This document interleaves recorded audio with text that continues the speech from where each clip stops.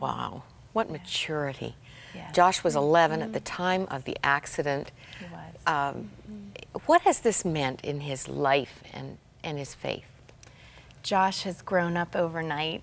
He had to help take care of us. We were in wheelchairs. He was pushing Andy and I around. And he wasn't even home for... He wasn't even home for several months. He Months. lived with a friend, and he had to really rely on the Lord himself, and it's given him even a greater boldness. Just this past week, he spoke to all his peers at Liberty Christian High School, and he was sharing with them just how God had spoke to his heart, how he had been outside shooting basketball, and it was almost like a tornado out, all these black clouds were in the sky, and he looked up and he saw this one little orange cloud.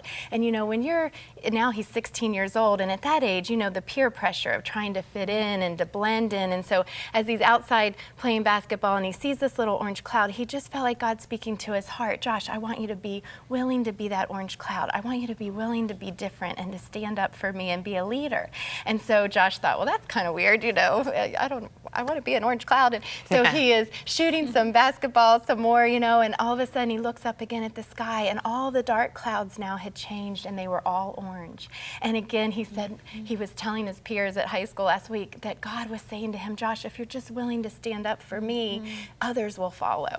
If you're willing to make a difference for me, others will follow, and that you can impact the world at a young age. And so God is using Josh in huge ways, just like he's using Jennifer. But I think so often we think like God can't use us, like maybe I'm not pretty enough or I'm not smart enough, but God can use a child. He can use any of us if we're willing. And that's one thing that's convicting to me every day to watch Jennifer, because if God can use her in her brokenness, she doesn't even know what day it is a lot of times or what she did last week, and yet God's using her to be a mouthpiece for him. And so what is my excuse? What is your excuse? God can use us all just as we are if we're willing. It's a privilege to have you here, all of you. We have you all here. Yes. For this week and again next week, to help us grasp the richness, really, of our theme verse for this 2 weeks, Ephesians 3, verse 20. God is able to do exceedingly abundantly above all we ask or imagine. The Barrick family is living above and beyond what you ever imagined. I have to add a P.S. because I'm sure many hearts are warming to the relationship, Jen, you have with your brother Josh. He said he was wishing he could have taken the hit for you. And I happen to know that in the move you've made about 15 minutes from the house you were in at the time of the accident, you were thinking very much about your brother's needs, weren't you? Yes, definitely. There are some things that are challenging for you, and you wanted to give him some space.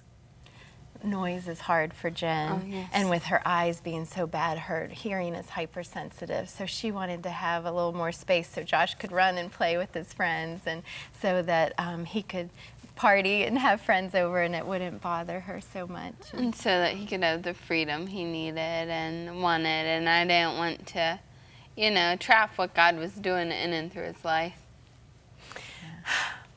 You need to get to know the Barricks. Really, the best way is to read this book, Miracle for Jen. Here's how to get a copy. Jennifer Barrick was a beautiful, bright 15-year-old girl who was passionate about sharing the love of Jesus that she had found. She recorded intimate journals reflecting her deep desire to lay down her life for God, even if it meant she had to stand alone. A couple months later, the Barrick family was struck by a drunk driver, leaving Jen in a coma for 5 weeks. When she awoke, Jen didn't recognize her family, didn't know how to brush her teeth or what to do with a shoe. But she remembered scriptures and every word to every praise song that she had hidden away in her heart before the accident. As friends and family would gather to worship in the hospital, Jen would see Jesus there among them, and she would reaffirm her commitment to do whatever he wanted her to do.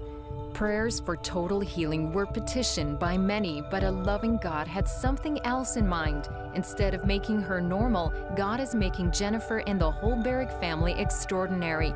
They are living above their circumstance, beyond their own strength, and in the fullness of Christ as they trust in him. Miracle for Jen is our thanks to you as you partner with us. We invite you today to become a Crossroads Foundation member with a monthly pledge of $30, a Builder member at $60 a month, or a Crossroads Council member at $100 per month. To receive your copy, call 1-888-288-0003 with your membership pledge or special gift. You can also write us or visit crossroads.ca.